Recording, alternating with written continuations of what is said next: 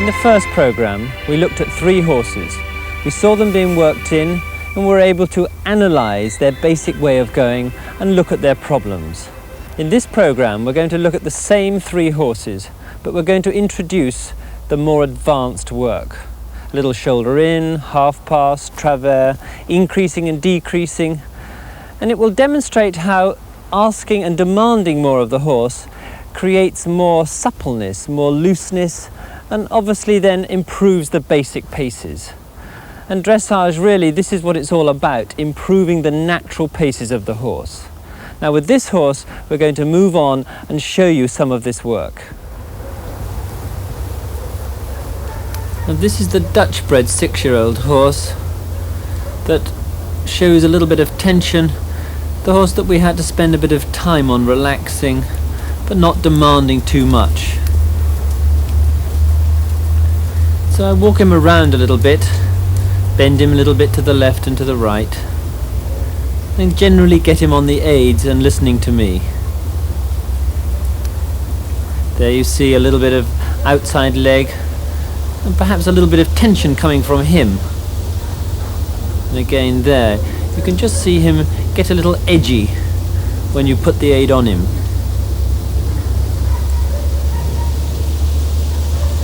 A little better bend there.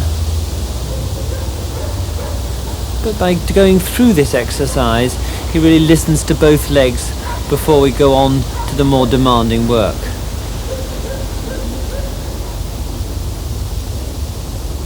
Keeping his attention through the reins, as well as asking from the leg.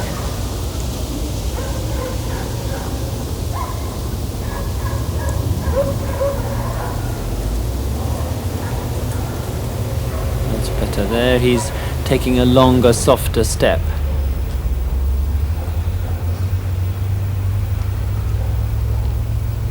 Good.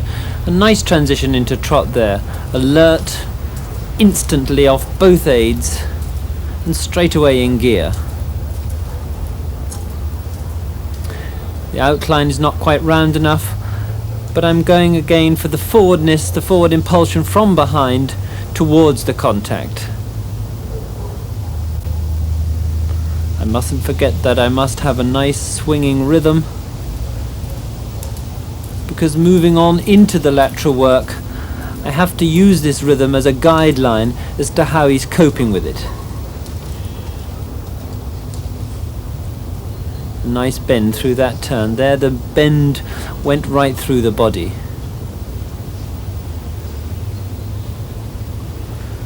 And smaller circles. The 10-meter circle basically collects the horse, so that is the preparation for our lateral work.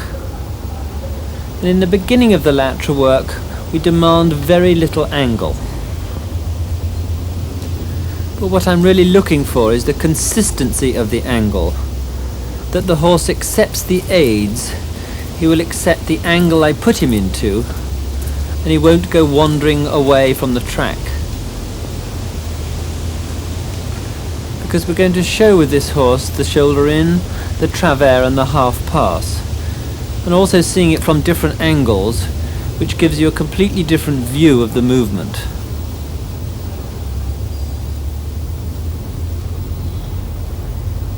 And here we come into travers.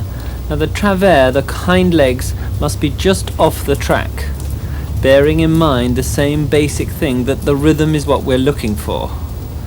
We're expecting with a young horse that it will vary, but we must think of our metronome, that is going to be pronounced in our mind and in our body rhythm, so that the horse quickly adapts and gets back to that rhythm. Now let's go back and see them in a little more detail. And the most important thing is, when you start teaching a horse new things, is that you prepare him correctly. You warn him, and he understands that something different is coming. And you do this with the communication between your hand and leg. And in the 10-meter circle there, I'm just feeling him with my hands and touching with my legs to alert him that I'm going to demand something of him, but he can't really escape through my hands. Now the shoulder in is the inside leg, the right leg, driving onto the outside rein. Now the outside rein controls the shoulder. The outside leg controls the quarters. The inside leg remains on the girth and drives the horse through his body onto the outside rein.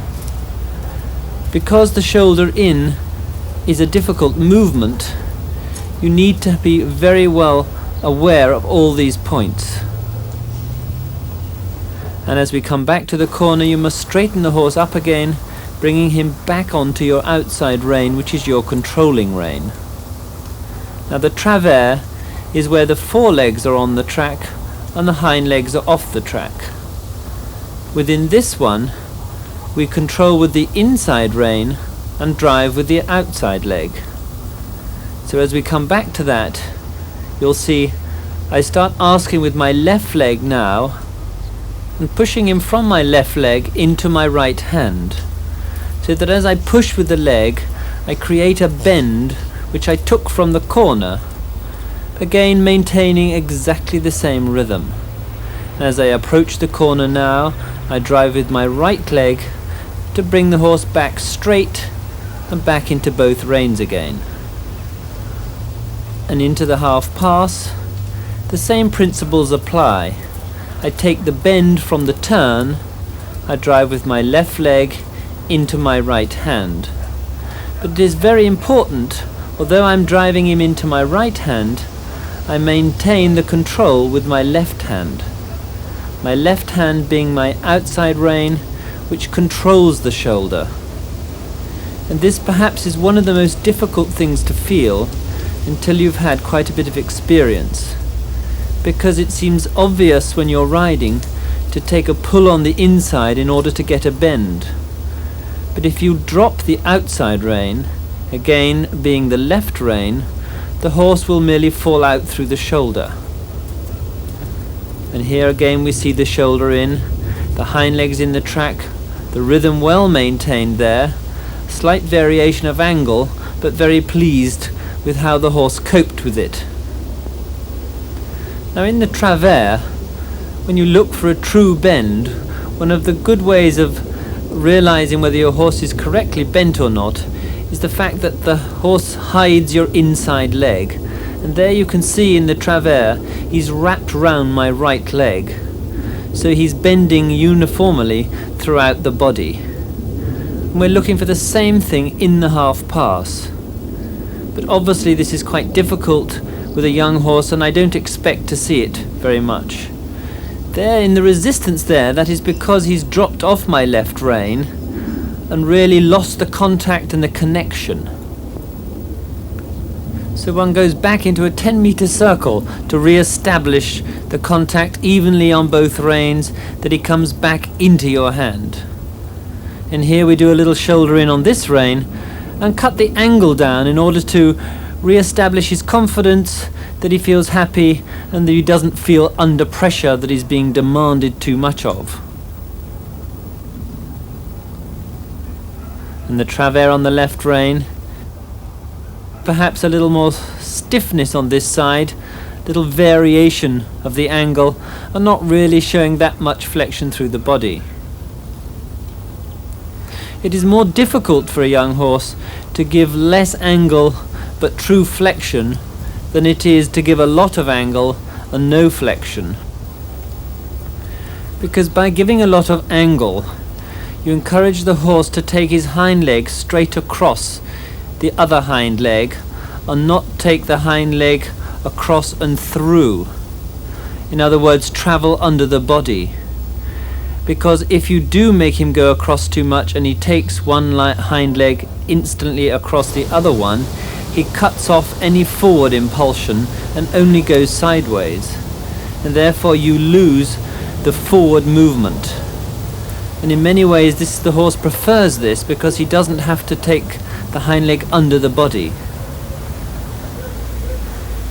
Now there in the half pass, I'm not demanding very much angle, but you see the hind leg is travelling both forwards and sideways. And there when you see that resistance, these are the sort of resistances that I would expect with the average young horse, specifically with one with a bit of spirit, a bit of sharpness about him. That was a better start, but there's no body bend. I can see the rib cage on the left side. But the closer he gets to the track, there, he's starting to give more bend and lose the tightness through the ribs. Here in the half pass, I'm having to steady him with both reins, going for an inside bend, having the right leg slightly behind the girth and the inside leg on the girth. So I'm controlling with the inside leg and driving with my outside leg. But the most important thing of this is the coordination of the driving and the steadying. And one has to learn to steady the horse within the bend and not steady him as in straight. So you pick the bend off the corner or off a turn, and then you give your little half halt or your steadying within that flexion. Again there you can see the outside leg controls, and this is again comes because the horse went back against the outside leg and refused to continue flowing away from it. But the most important thing in my belief is that I do not back off and say, there little boy. I say, no, you must continue going the way I tell you, the direction I tell you.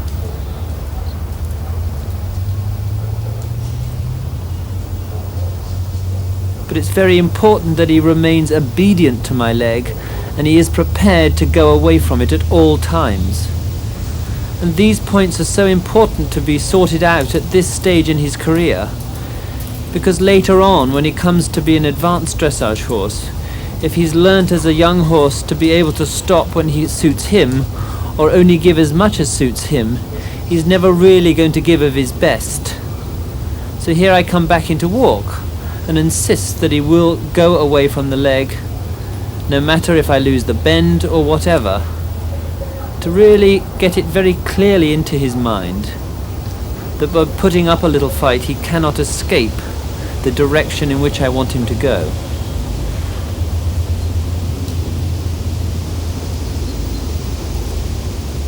Tried another little evasion by striking off to canter, all of which to a certain extent I expect with young horses, but I can't forgive them for it. I must say, no, you must learn to go the correct way. Because what I allow in the young horse, which perhaps some people don't, is that he has the freedom of his outline. He is allowed to come a little bit high or a little bit low, or lose the flexion a little bit, providing he's prepared to go where I tell him within the rhythm I require. Because when you think of the outline in the advanced work, this can be just the polishing up of the movements. But if he feels restricted and he feels that he can't cope with it, then you're really demanding, I feel, too much from within his mind. Now we're asking a little bit of increasing and decreasing, to say, now come along, you must listen to me, because perhaps that the demanding of the half pass has got him a little edgy. So you say, right, we go back, a little bit of basic again, a few transitions, get him thinking again, get him back in gear, get him what is termed as on the aids again.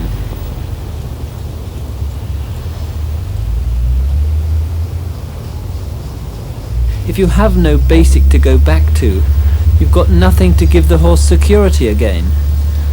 And I think that demonstrates in that half pass he was quickly had been reassured and back into a half pass, and away he went.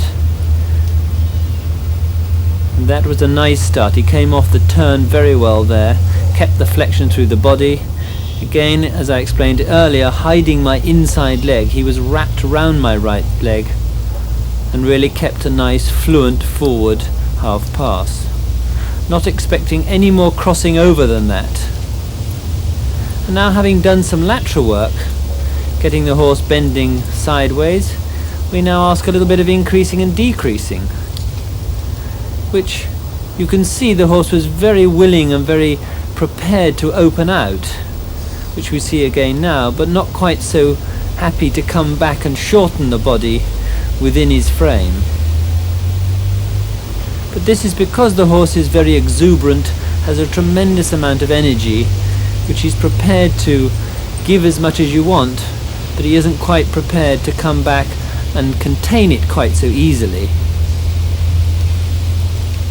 Again there, when I come back into the transition, I expect him to come under with the hind leg and soften the back. And what he's doing is coming up against my hand. So he's not absorbing the transition. That was better.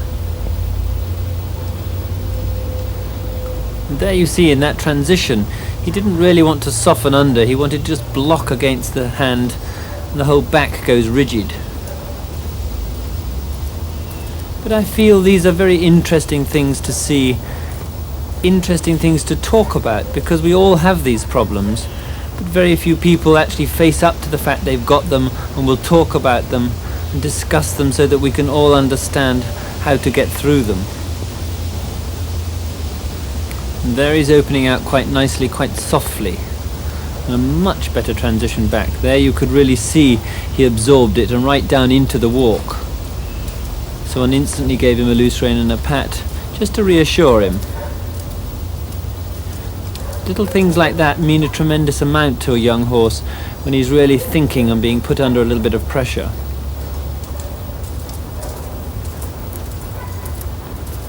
That's it, now into the canter. Here the horse is nice and straight, nice and forward, but rather long. So I've got to be able to push him up together a bit. In order to do this, I must hold him with my seat, drive him a little bit with my inside leg onto my outside rein. And using a few simple changes, this will teach him to shorten a little bit and take a bit more of the weight on the hind legs. And he's giving me quite a hard time there. He's really not wanting to come through his back. But rather than back off, I've got to hold him with my seat and insist a little bit that he will soften. Soften with his jaw, soften with the neck flexion. It's better. And there in the half pass, he's accepted the flexion much more, and instantly you can get a movement without any problem. And into the canter, where I must try and sit over the leading leg, which I really didn't quite well enough there, and put him in too much of a tight corner. But in the canter one must try and sit over the leading leg and keeping the legs in the position of what I call the old canter, or the old half pass, with the inside leg on the girth, the outside leg behind the girth, and sitting over a little bit over the inside leg. Now I need to remind the horse to keep an active canter with my right leg by giving him a little nudge now and again just on the girth to create that energy, that impulsion that should come up into my hand. But still, a lot of times when I create the impulsion, it comes into resistance and he jumps up against my hand. Now there's a good example where he doesn't really want to go to the right, and he totally dislodges me as a rider to the left, which is a vicious circle because it makes it more difficult for him and more difficult for myself to push him over. It's on this turn here, I rather lose him to the outside a little bit there. When I put the left leg on, he's really not prepared to take a bend or to bend round my right leg.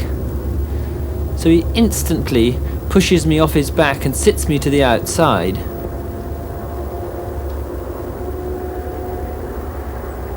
Now here in the medium trot, you can see the tremendous difference of softness and lift and elevation.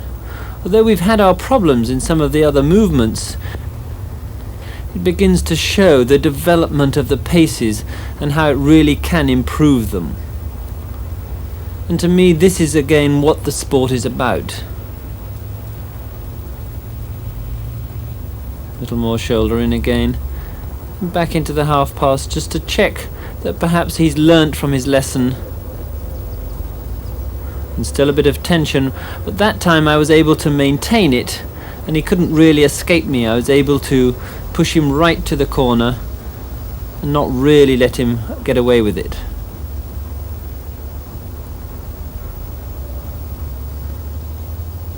The trot here is developing much more swing. Remembering the preparation before all these movements is of vital importance. And there, driving with the right leg into the left hand. And straight away a little reward there when he does it well, little pat, little reassurance. It's very easy to get into the habit of quickly reprimanding them, but not quite so quickly in patting them to reassure them. And both of which are vital at the right time. And this time, just going back to walk and checking in the walk. You can easily go back down a gear and just check that he is prepared to go away from that one leg. It is very often that horses are not equal on left and right, and in my opinion one should work on the stiff side rather than equal on both sides. For example, if I have a problem in one half pass more than the other, I really must sort that out, as opposed to doing 6 half passes to the right and 6 half passes to the left. Because we mustn't forget what we're trying to achieve, which is equal suppleness, both left and right, in order that the muscles can develop equally and it can let the whole horse build into one massive power of fluid impulsion. Now here we see the horse, having had problems, really going nice and forward and fluid in that half pass. And really one must be very pleased with that, because he really has put up quite a resistance on that side.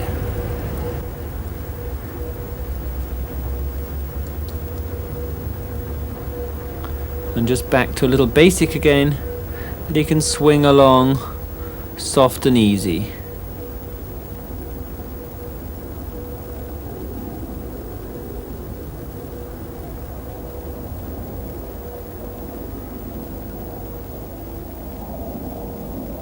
Bit of tightness there, but there I was pleased. If you notice, he drew back into my hand instead of the closer he got to the side come up out of my hand. He actually drew down into the hand. So one is obviously really pleased that, having had a few problems, that one was able to come out of it with the right way of thinking. Because you often have problems like this with a horse that has so much exuberant energy. But if you've studied your basics and you really understand them, I think that gives you more confidence and more courage to follow it through. Which is so important with a horse like this that has so much power and really so much strength of character. If you have strength in your understanding of the basics, this goes through instantly to him, which is a major contribution to his future success.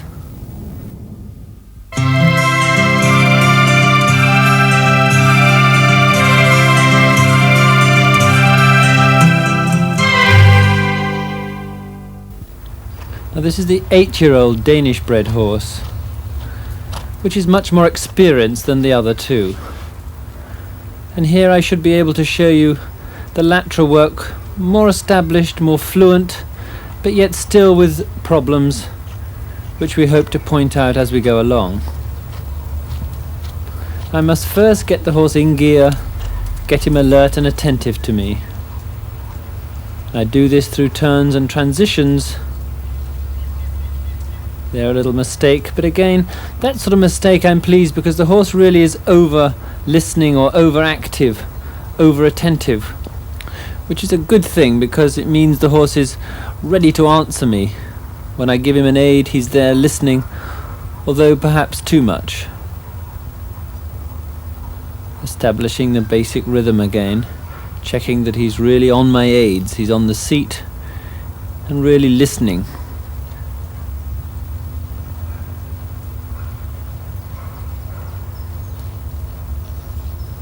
Using the corner there, it's very important to use the arena to the full. There he showed a nice rhythm and coping with a very good bend.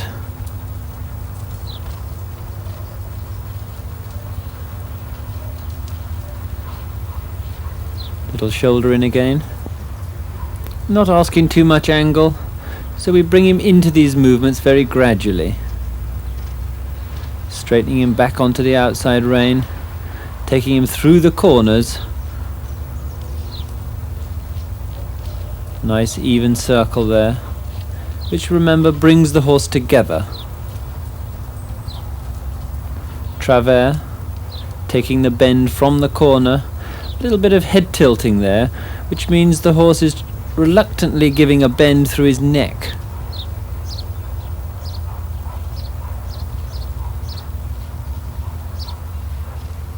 That's it, back onto a circle, keeping the horse up to both reins.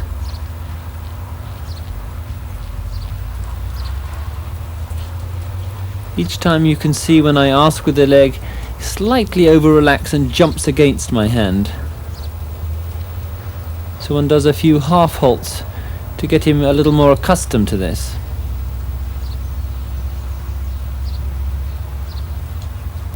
Because the horse is more established, one is able to come down the centre line and into a half pass without the use of the corner, which is a much more polished overall effect.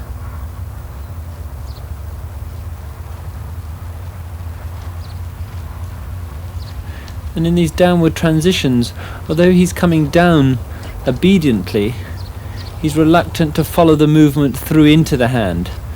There was a better one. He was able to pick the trot back up again without too much hesitation.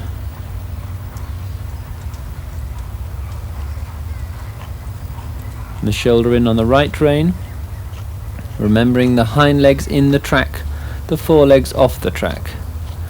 Straightening him up, taking him back onto the left rein and through the corner. I feel happy with this trot because I think you could set a metronome and it would really tick on exactly the same. And there into the Travers. Although the horse is slightly quickening here, it's really because he doesn't want to come to terms with the aids, because in the shoulder in or the Travers, the leg needs to demand, and through the demanding of the leg, the energy that is created is slightly coming up against the hand instead of being absorbed through the body.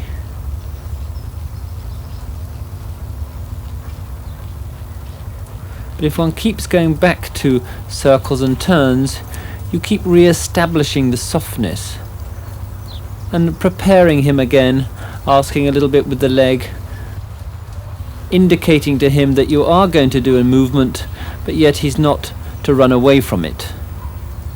Nice positioning in the half pass, and a nice fluent half pass. There you see with the contact, I'm always steadying the horse into the bend, remembering that the outside leg drives the horse through his body into the inside rein.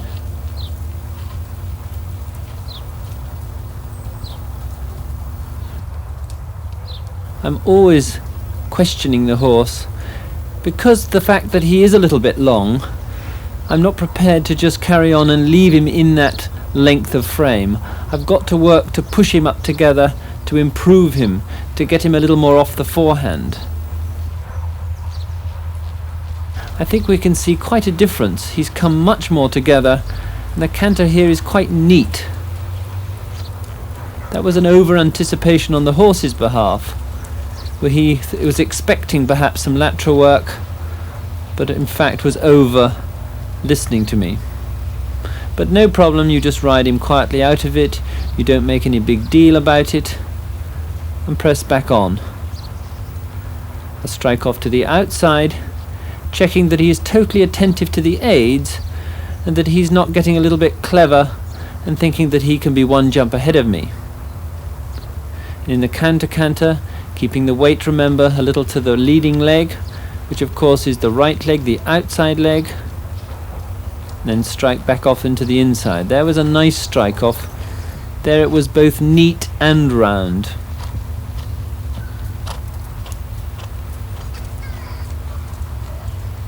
And the horse is drawing more into the contact, softening through the body.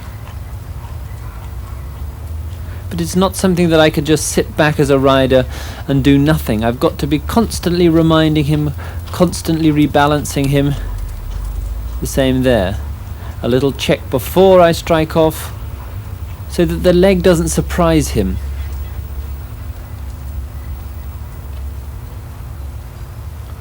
By asking a horse to do shoulder in, traverse, circles, strike off to canter, it is really, if you think about it, getting him so highly tuned that he's completely attentive to your legs.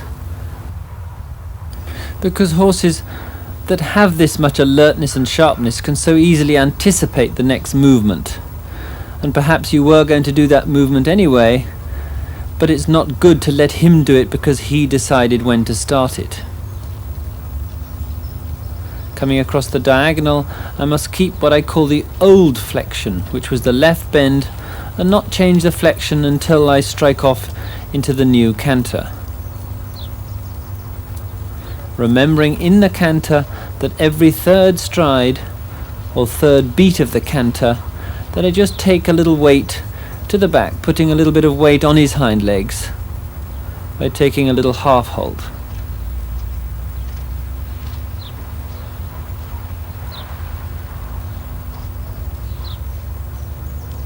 And there I'm letting him stretch down, taking the pressure off him, checking that he is in self-carriage and he is prepared to stretch the neck but keep the body in the same canter. Then I should be able to retake him, and he comes together without resistance, without a fight. But as I retake with the contact, that is the time it's very vital to control him with my seat and drive with both legs up into that contact. Having given him a long rein and then you retake the long rein, you will often find the horse will drop down into the next gear if you're not sufficiently ahead of him mentally and therefore have your legs and seat waiting. Into the half pass. Again, nice and fluent, nice and forward, plenty of impulsion, kept the beat the same, but the canter here is rather long. And we're back to finding his slight physical problems. He's trying to go down onto the forehand. So I need to use quite a lot of controlling with my seat.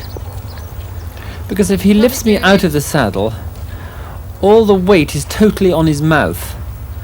And then really I have no control of the back end whatsoever. And this is one of the points perhaps people don't realize the use of the seat. It is very, very important that you sit deep and control with your seat. And again there into the trot. He's giving me a lot of impulsion, a lot of energy, and keeps having a little tug at me to see if he can dislodge me.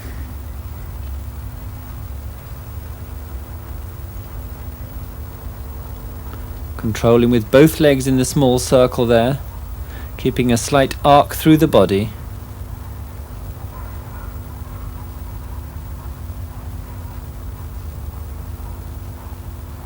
A slight loss of rhythm there, which is caused by the horse trying to get down onto my hand. Because any pressure in the hand will lose the quality of pace. And this is why I would probably move him around a little bit in his neck to try and get him off my hand. And this is the whole business about suppling a horse. And there I think was a good example, because I was asking him to come from behind and trying to soften him rather than let go of the contact. He rather kept a hold of it, and you could see all the tension come out in the back legs.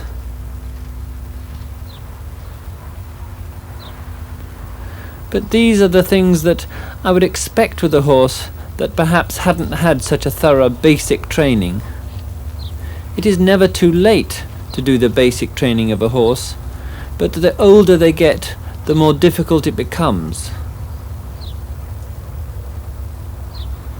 There we have quarter slightly leading in that half pass, but that sort of thing in training is something that I wouldn't be worried about.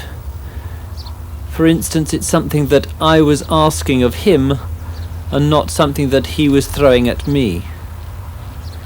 And it is a good thing to be able to ask a horse to have quarters leading sometimes, because that will emphasize the bend and the control of the back end. Little travers again. Came round the corner nicely into it and is improving as he goes on. I think this was noticeable in the bend that he started to develop halfway down the long side. Good change of direction there. I felt the horse maintained a good rhythm and showed a tremendous ability to move through the body and still keep exactly the same rhythm. Shoulder in, remembering that the hind legs must be in the track, that the inside leg is driving onto the outside rein. And again straightening the horse at the corner, taking him through the corner to keep him totally obedient and totally attentive to where you want him to go. Horses are very quick to pick up things, and therefore if he knows you're going to do shoulder in, he's much happier not to go through the corner, and he thinks you probably won't insist on it.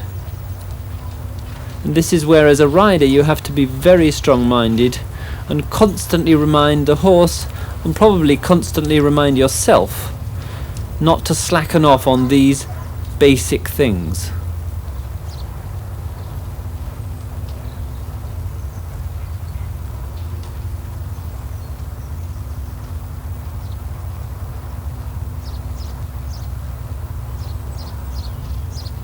There you could see the horse go through the corner easily, and quite a long way in, but still keeping the rhythm. Travers came off the corner very nicely, still showing a little bit of tilting of the head on this rein, which I try to get through by softening with my left rein, all the time in that travers, feeling him, softening him, bending him a little. And back onto the other rein. And with a horse like this, because he has been worked to get him equal, it is noticeable that I am able to go from one rein to the other and maintain exactly the same. Where with a younger horse, I had to constantly go back to the one rein in order to equal him up. Nice start there, very fluent, very forward. And for the amount of angle, that is a nice amount of what I call stepping across. From the centre line to the side, E or B, is not a very big angle, so I wouldn't expect very much crossing over. The crossing over obviously is determined by the amount of angle that you ask of the horse. One often hears people commenting that the horse wasn't crossing over very much, but I don't think they perhaps relate it to the distance the horse was going. There is a very clear picture of the front legs on the track and the hind legs just off the track in the travers. A little bit of resistance you can see in the mouth, but one is constantly playing with him, keeping his attention. I quite often relate the contact to having a telephone conversation with somebody. If your conversation becomes intermittent and you have pauses, the person on the other end perhaps thinks the line's been cut off or that you've stopped on the conversation. And I feel the horse is the same. You must keep up the continuity. Just because perhaps you have a long side or a circle where he feels in balance and feels in self-carriage and you're really happy, if you then go what I call dead with your hands and don't move them, the horse is quick to catch a hold again and you're really back to square one. Where if you can constantly keep up this reminder, it not only keeps a mental involvement, but it really does stop him getting down onto his forehand. And I feel that this is why the horse like this can go in and out of lateral work, circles and turns, because he is constantly listening to me, awaiting my next move. Is it going to be a slight turn to the left? Are we going through the corner? Are we going to do travers? And this keeps him totally attentive to me and not to the outside world.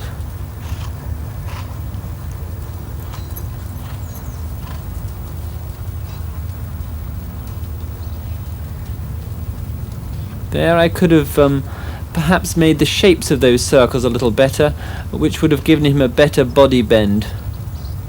I rather came at the angle from right to left, which really didn't encourage the horse to give me a true bend. And here in the shoulder in you can see the horse isn't really giving at the top of his neck, but I must feel him through and try to get him a little more submissive where the head meets the neck, right, what they call the pole. And sometimes it's a good thing to bring the horse down the centre line, practice a halt, sustain the halt, and move off again.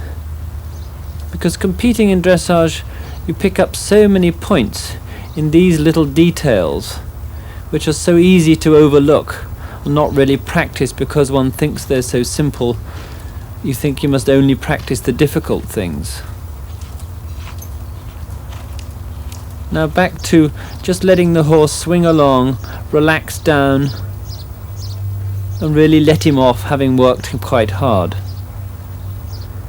But not forgetting that I must keep myself totally attentive to him and totally aware of all the little things that could creep in. I may be giving him a break or letting him finish his work, but I must make sure he finishes it in the correct way, that he maintains the roundness and that he maintains the throughness, that the movement goes up through the body and down through to the reins.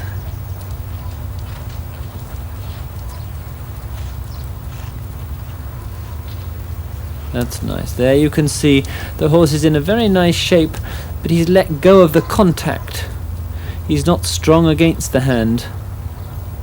And I would like to see with this horse particularly that him coming into his collective work with a little bit more of this freedom of the contact or acceptance of the contact, which will only come as he accepts the weight being transferred to the hind legs.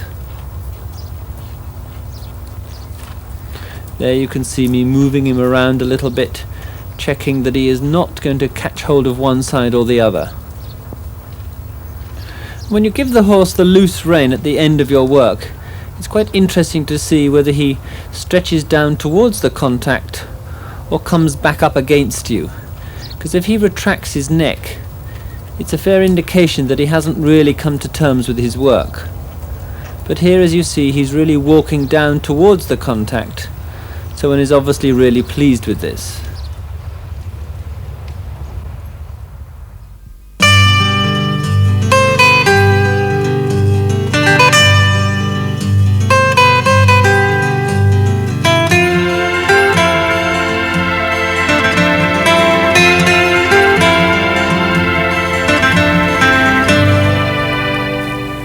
Having worked this horse in, we're now going to go on to some canter work, showing a little bit of lateral work in the canter and some counter-canter, increasing, decreasing, and then coming back to the trot and going on to the lateral work.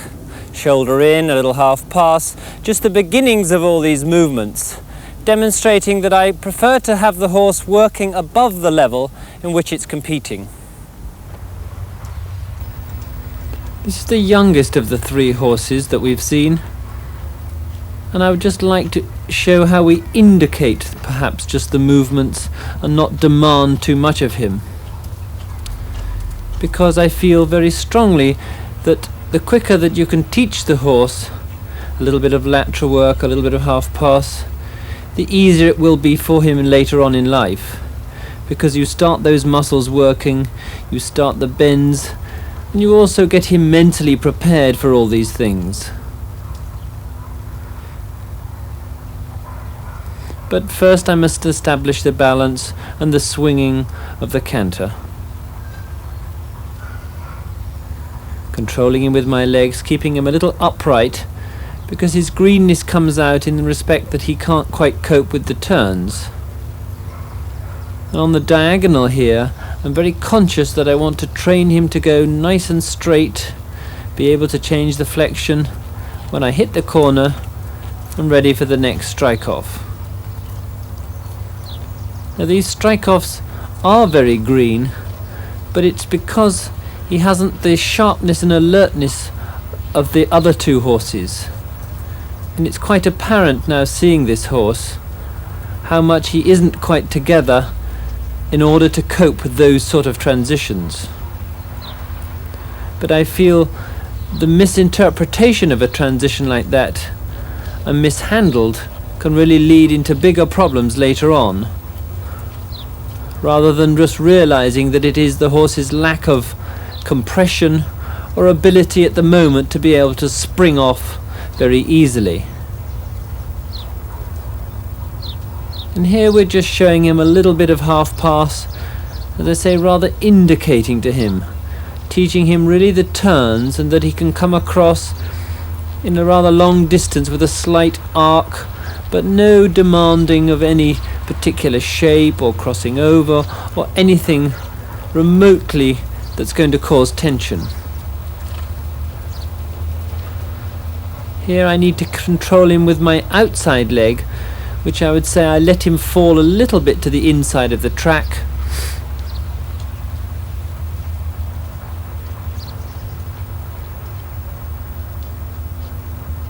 Coming a little more together there, but I must always hold him with my seat, flexing him, positioning him, readjusting him there. There I needed to readjust him because he's not quite sure where he's going. And a horse like this that is perhaps more loose than the last two horses, in a softer sort of way, but yet he's not so sharp and alert to the aids as the other horses. And this is very much the character or the character difference between the three horses. What you lose on the swings, you gain on the roundabouts. And here, having done quite a nice half pass, but not demanding too much, I tried to keep the flexion from that in the counter-canter, controlling with my right leg, which you can see there I'm using quite a lot to stop him falling over onto it. Back into the canter again, a little better, still trying to stretch a little long, slightly opening the canter out, teaching him that he can increase and decrease, and it's the decreasing that is as important as the increasing. The increasing checks that he's on the aids and he's prepared to go forward at any moment, and the decreasing just checks that he's prepared to absorb the movement or absorb the energy that he has created, which that is a classic of a young horse. When you try to push him together, he just drops down a gear. Those are the sort of things that I would expect with any young genuine horse. They're genuine mistakes, so must never be penalized, but you can repeat them.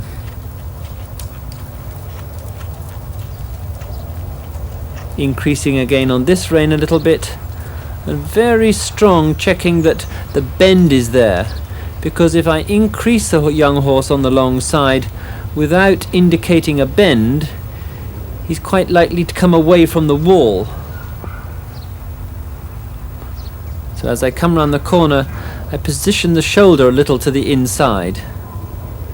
There you'll see the horse taking a little more weight on the hind legs, and we just do this with the young horse just now and again, or for a few strides.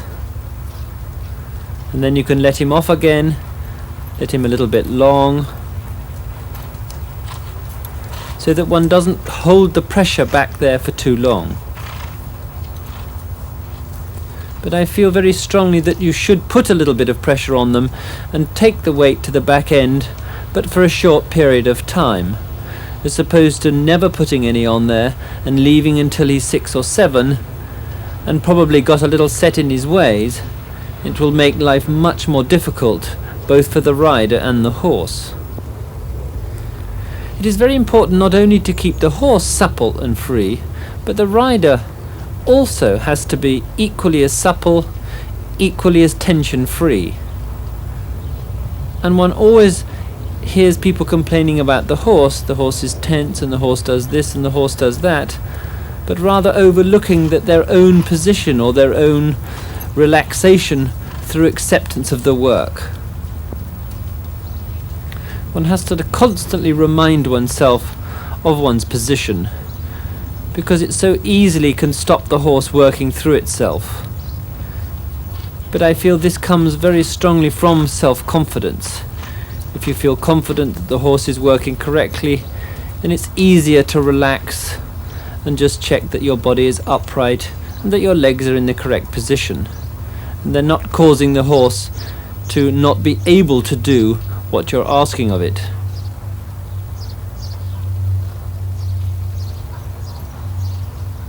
Now, having gone back into the trot, the horse is really not quite sure there whether he's supposed to go on down the centre line or whether he should have done a half pass.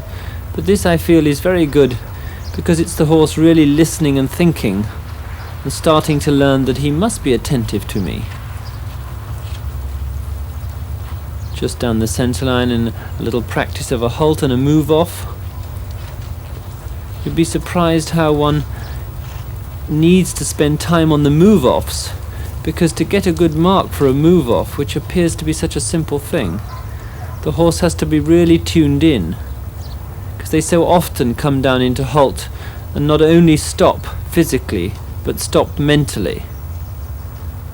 So it's quite a thing to train them to be able to stop physically but still mentally switched on. There I'm pleased with the young horse, showing a good flexion, an ability to be able to go sideways there for his age and stage. Doing a 10-meter circle to remind him, to keep him together.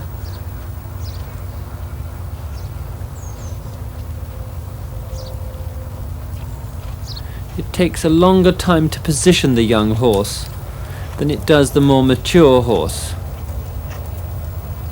And I think you must give him time and expect him to be not 100% sure which way he's going, and not demand it of him that instantly. As he gets confidence in where he's going and what you're expecting of him, he will become more attentive and quicker to respond.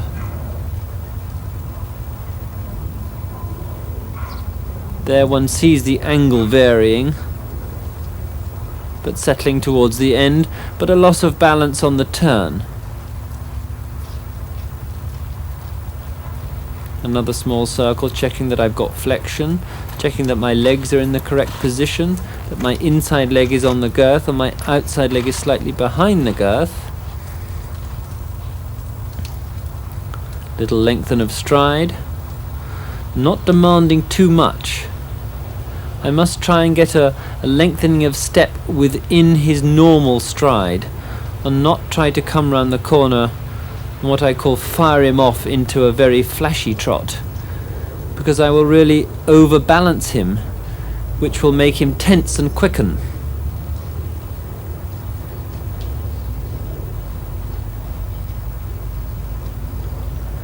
There I'm just asking a nice simple long side, no questions, no demands, so that he can just pick a nice swing up again.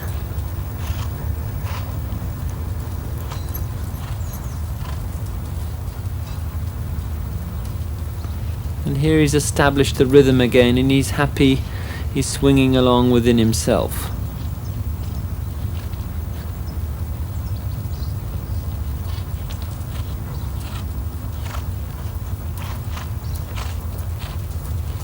As you can see, a loss of balance, the horse not being able to carry sufficient weight on the inside hind leg. And there you can see him wandering out through the shoulder, not really coming to terms with that. Not that he's mentally being difficult, but really rather like a young baby that can't quite control all his muscles.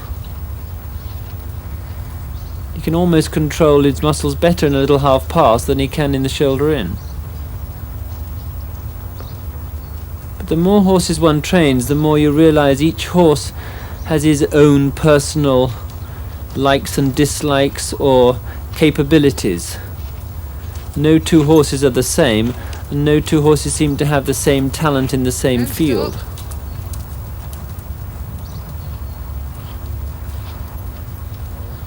There I'm not expecting any bend, just the forwardness and the fluency. And the forward and fluency can only come from obedience, because if the horse is questioning you, or questioning what you're asking of it, that will instantly lose the mental fluency, which will soon be detected in the rhythm loss. And trot and just do it once again. Just go around and do it again. But here he's coming to terms with this much better now, and able to show us a clearer shoulder in.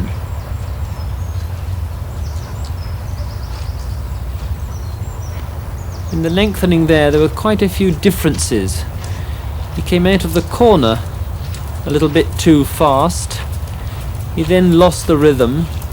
Because really he'd come out of the corner a little bit fast, he'd rather left the hind legs in the corner. But again, if you're conscious of these things and try to avoid doing them wrong again, it's not really a problem. At this time, much more fluent and much more maintained throughout the diagonal. Although still the hind legs tend to try and creep out a little bit behind him.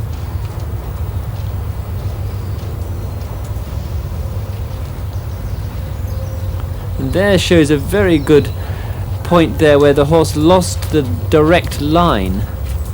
He rather wasn't sure and took a wriggle through the shoulders, and this would be another reason why the hind legs can't quite come through sufficiently.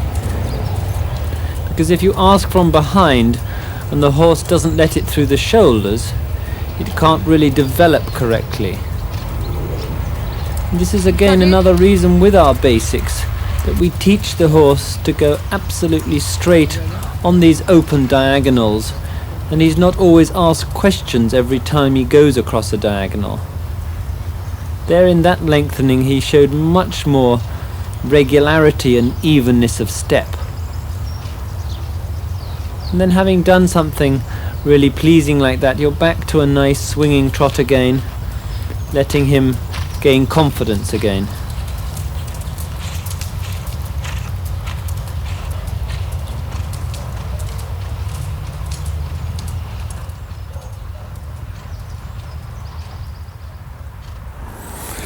Having just done the more demanding work, I feel he's now lost his sparkle. He's feeling a little tired, which I would expect with a young horse asking these more demanding questions. So in order to finish it off, I'm going to now go into rising trot, let him stretch and swing in his back before he goes back to the stable.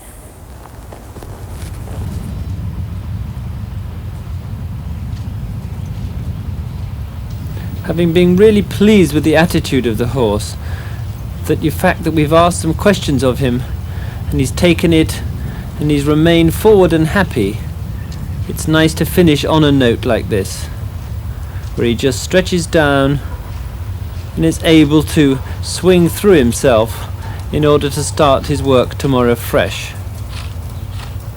It's so important that you finish on a note like this, because I feel when you come out tomorrow, the horse remembers what he did last. You've seen 3 different horses with their problems, their good points and their bad points.